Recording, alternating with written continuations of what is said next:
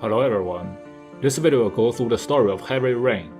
Ethan Moss is a successful architect living a happy life with his wife Grace and his sons Jason and Sean. Sometime after Jason's 10th birthday, Ethan loses Jason in a crowd at mall. Ethan frantically searches for Jason and finds that he has managed to cross the street. Relieved, Jason runs to his father as a car speeds toward him. Ethan attempts to protect Jason, but is unsuccessful. Both are struck by the car in front of Grace and Sean. Jason is killed in the accident, and Ethan is left in coma for 6 months. 2 years have passed. Ethan and Grace have separated, and Sean has grown into a distant and depressed child. Ethan and Grace have dual custody of Sean, and Ethan has him for a week. On that day, he receives a strange letter with no return address. He opens and reads it, but gives it little thought. Early the next morning, Norman Jayden, an FBI profiler sent to assist an origami killer investigation, arrives at the scene of his newest victim, a 10-year-old boy named Jeremy Burroughs. There, he finds evidence and meets Lieutenant Carter Blake, who comes off as a rude individual. Many of the investigators follow Blake's lead, creating an environment of hostility toward Jayden.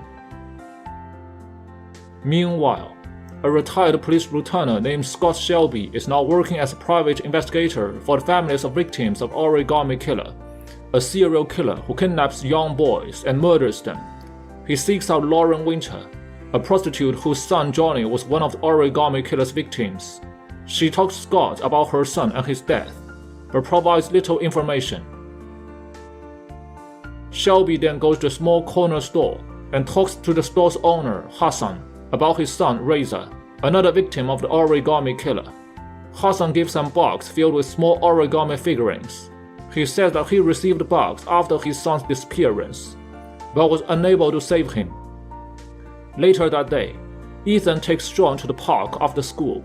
After Ethan and his son spend some time together, Sean asks to ride Carousel, and Ethan sees the Carousel start to spin.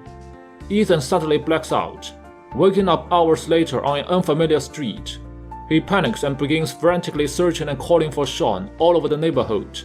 He runs to the park where he had last seen Sean and finds only Sean's backpack next to the Carousel. Then he calls the police and is questioned in a police station by Blake, after which he tries to calm down panicked Grace. The following morning, Ethan reopens the letter he received before Sean went missing.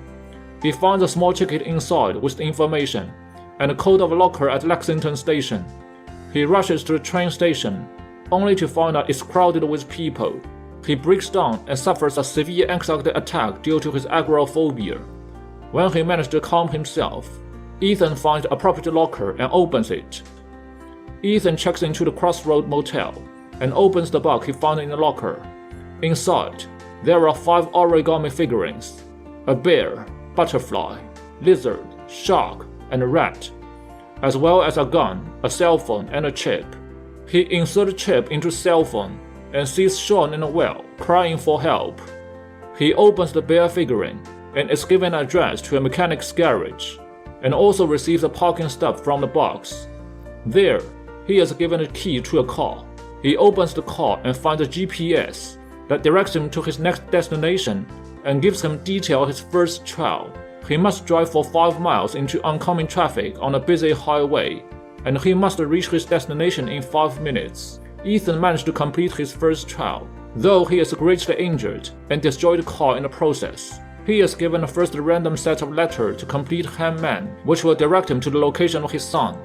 Back to the Crossroad Motel, Ethan is doubled over in pain and leaning over the railing. A journalist, Madison Page, comes across. She managed to help him get into his room and helps with his wound. Lauren Winter appears at Scott's apartment to give him new information. He presents an envelope, much like the one Ethan received on the day before Sean's disappearance. Lauren tells Scott that her son's father, Alan Winter, received it after Johnny's disappearance and left after reading the letter that came in it. He was never seen again. Lauren wants to help Scott in his investigation and refuses to let him have the envelope unless he takes her as a partner. Scott, having no other choice, agrees, and they head up to meet Gordy Kramer, who Scott believes may be the Origami Killer. Scott confronts Gordy, who was seen picking up Joseph Brown, a possible victim of origami killer, in his limousine. Gordy jokingly admits to being the origami killer and has his bodyguards attack Scott, but he defeats them and then leaves. Gordy's father, Charles, meets with Scott and attempts to bribe him into keeping away from his son and focuses his investigation elsewhere. Scott refuses and leaves. Ethan goes to the address written on the butterfly and finds an entrance to a tunnel within an old power plant. He must crawl through the shards of broken glass until he reaches a room filled with electrical capacitors. Then he must navigate his way through these capacitors in order to reach the opposite side of the room, where he finds another chip with several more letters to complete Hangman. Back at the motel, Madison finds Ethan's door slightly ajar and helps him with his wounds again. After she leaves, Ethan continues the next trial. Grace tells Blake about Ethan's blackouts and visions of drowning bodies.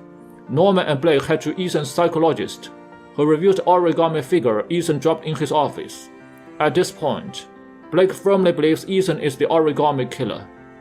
Ethan goes to the address written within the lizard origami, a derelict apartment on Marble Street.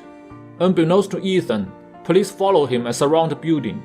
Inside the apartment, Ethan is instructed to cut off the last section of one of his fingers to get more letters for the Hangman. He does this successfully, and while recovering from pain, Madison finds Ethan, alerts him, and assists in his escape from Blake and Norman. Upon returning to the motel, Ethan forces Madison to leave and opens the shark origami to discover the next trial. The next trial is asking Ethan to kill a man. Ethan goes to his home, but when the man begs and tells him that he is also a father, Ethan gives up in the end. Scott and Lauren head up Manfred's antique shop. Manfred is able to specify the model of typewriter used to type the address on the envelope sent to Lauren's husband. While searching through his office for a list of people who either purchased or had their machines repaired at his shop, Manfred is killed. Scott, believing that police interrogation would interfere with his investigation and lead to Sean's death, wipes his and Lauren's fingerprints from every surface they touched in the shop. Then they leave. Madison wants to help Ethan, so she heads to Adrian Baker's house.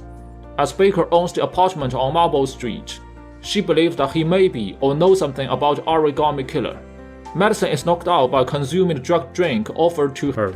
She wakes up tied to a makeshift surgery table and finds Baker caressing her and surrounded by bloody instruments. He attempts to harm her using a power drill, but is interrupted by the doorbell. Madison is able to free herself from ropes and fight ensues. Madison kills Baker in self-defense and gets a business card from Blue Lagoon with Paco written on the back of the card. Norman goes to Mad Jack's junkyard and confronts him, believing the car owned by the killer was stolen and sold to him by Jack.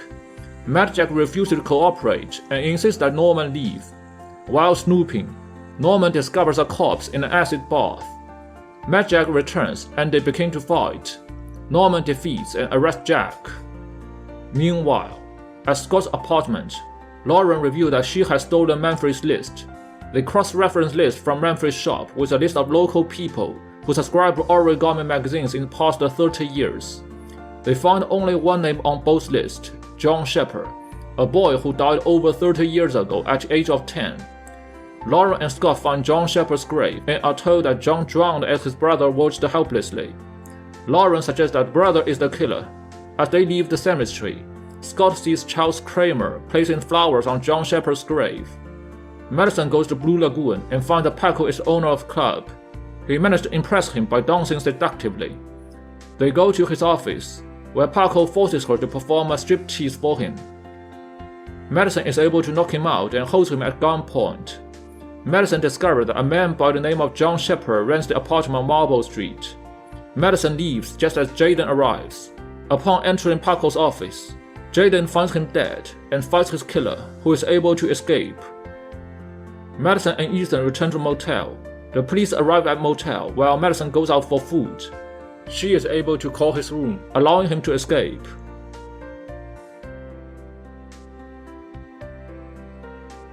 Upon returning to his apartment, Scott finds Lauren taken hostage by Charles Kramer and is knocked out.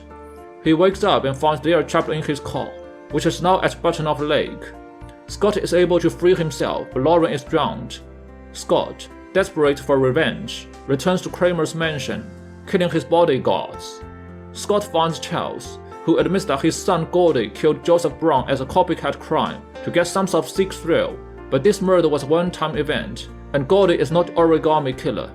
Scott believes him and leaves. Ethan follows the instruction on address within a rat trail. There he is given the option to drink Val, filled with poison that will kill him in 60 minutes. This will give him enough time to find and save his son and say goodbye. Ethan drinks the poison and is given the last letters. By checking the clues he's got, he deduces the address, 852 Theodore Roosevelt Road. Back in his office, Norman is busy attempting to piece together final clues to the Origami Killer's identity. He reviews the video his AR eyeglasses recorded during his altercation with Parker's killer and finds that killer has a gold watch, much like the ones given to lieutenants in the police department. He pieces together geolocation information and discovers the identity of the killer. He rushes quickly out the door, and Blake takes notice, following him with the police. Scott Shelby is in his apartment, burning all the evidence he has gathered connecting him to the crimes, revealing himself as the Origami Killer. He pretends to be a private investigator to gather the evidence linking the crime to him, and he has also killed Manfred himself without Laura's notice. He is in fact John Shepard's brother, who attempted to get their father to assist him and save John, but his father refused. This trauma causes him to persist to find a father who would risk everything to save his son, unlike his own. Madison then pays a visit to Anne Shepard, John's mother, in a geriatrics ward of a hospital. Her other son, John Shepard's brother, was adopted by another family, and she reveals his name to Madison. Having realized that Scott is killer, Madison goes to Scott's apartment. She snoops through his apartment and finds a secret room with the evidence. Scott traps her in the secret room, then sets the apartment on fire and leaves a propane tank to explode on his desk. Madison manages to escape the secret room and hide in the refrigerator, surviving the blast. Ethan manages to get to Sean at the warehouse and is confronted by Scott. While Ethan attempts to break open the lock to get Sean out, Scott raises his gun to shoot him, but Jaden tackles him and begins a fight, in which Jaden chases Scott on a conveyor belt, and Scott eventually falls into the grinder, dying.